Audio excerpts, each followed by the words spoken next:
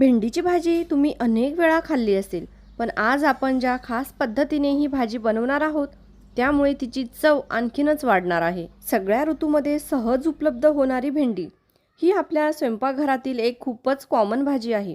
आपण ती वारंवार बनवत असतो, पण खरं सांगायचं तर प्रत्येक वेळी तीच चव खाऊन थोडासा कंटाळा येतोच. माझ्या बाबतीतही अगदी तसंच झालं आणि म्हणून आज मी ठरवलं की भेंडीची भाजी थोड्या वेगळ्या पद्धतीने बनवायची.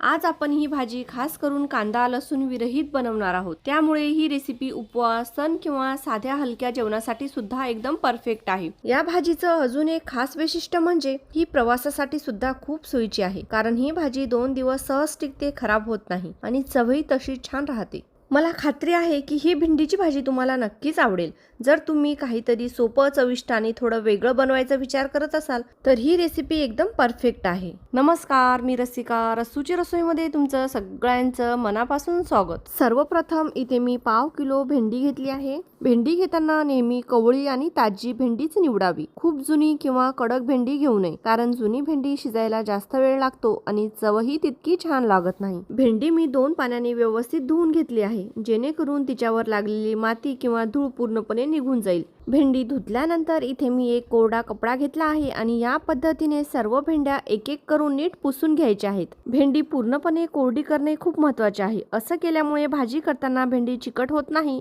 आणि भाजी छान मोकळी, सुटसुटीत आणि चविष्ट तयार होते. आता ही कोरडी केलेली भेंडी चिरून घेऊया. भेंडी तुम्हाला ज्या आकारात चिरायची असेल, उभी किंवा गोल, तुमच्या आवडीनुसार चिरून घेऊ शकता. इथे मी साध्या गोल आकारात भेंडी कापून घेत आहे. भेंडीची भाजी ही फक्त चविष्टच नाही तर आपल्या आरोग्यासाठीही खूप फायदेशीर असते. भेंडी खाल्ल्याने रोगप्रतिकार शक्ती वाढते, डोळ्याचं आरोग्य चांगलं राहतं आणि हाडंही मजबूत होतात. याशिवाय भेंडीत फायबर भरपूर असल्यामुळे पचन सुधारायला मदत होते. म्हणून मला वाटतं की आपण आपल्या रोजच्या आहारात भेंडीचा समावेश नक्कीच करायला हवा. इथे मी संपूर्ण 1/2 किलो भेंडी चिरून घेतली आहे.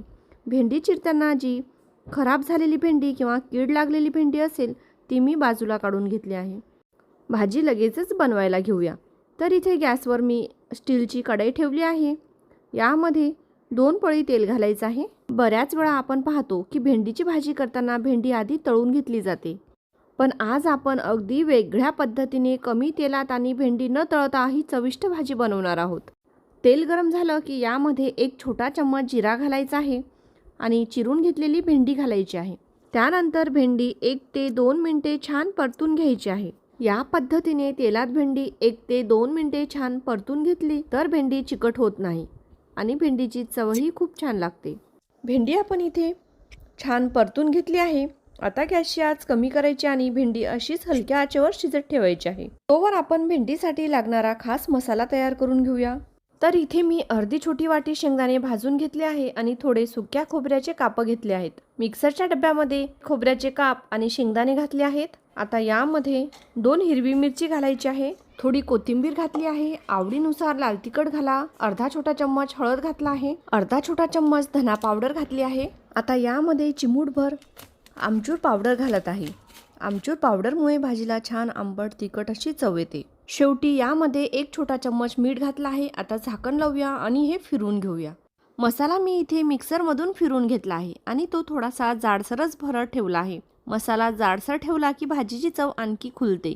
शेंगदाण्याचे छोटे छोटे कण छान दिसतात आणि खाताना ते दाताखाली आले की एक वेगळीच कुरकुरीत मज्जा येते. भेंडी तेलामध्ये छान शिजली आहे. आता यामध्ये वाटून ठेवलेला मसाला घालायचा आहे आणि सगळं छान एकजीव होईल असं व्यवस्थित मिक्स करून घ्यायचं आहे. मसाला भेंडीमध्ये व्यवस्थित मिक्स करून झालं की नंतर यावर झाकण ठेवायचं आहे आणि फक्त मिनिटभरच शिजून घ्यायचे आहे. आता शेवटी वरून हिरवीगार बारीक चिरलेली कोथिंबीर घालायची आहे. तर अशी आपली मसाला भेंडी अगदी छान तयार झाली आहे. खरंच ही भाजी बनवायला इतकी सोपी आहे की कोणीही सहज करू शकतो. सकाळी ऑफिसला जायची गडबड असते, त्यामुळे वेळ कमी असतो. अशा वेळी तुम्ही या भाजीचा मसाला रात्रीच करून ठेवू शकता. सकाळी अवघ्या 1 ते 2 मिनिटात ही भाजी तयार होते. तर तुम्हाला ही मसाला भेंडीची रेसिपी कशी वाटली ते कमेंट करून नक्की कळवा. तुमचा प्रतिसाद माझ्यासाठी खूप महत्त्वाचा आहे. व्हिडिओ आवडला असेल तर तुमच्या मित्र मैत्रिणी आणि नातेवाईकांसोबत नक्की शेअर करा आणि प्लीज एक लाईक करायला विसरू नका. जर तुम्ही माझा व्हिडिओ पहिल्यांदाच पाहत असाल तर चॅनलला नक्की सबस्क्राईब करा आणि बाजूला असलेल्या बेल आयकॉनलाही प्रेस करा, म्हणजे माझ्या नवीन रेसिपीजचे अपडेट तुम्हाला लगेच मिळतील. व्हिडिओ इथपर्यंत बघितल्याबद्दल मनापासून धन्यवाद.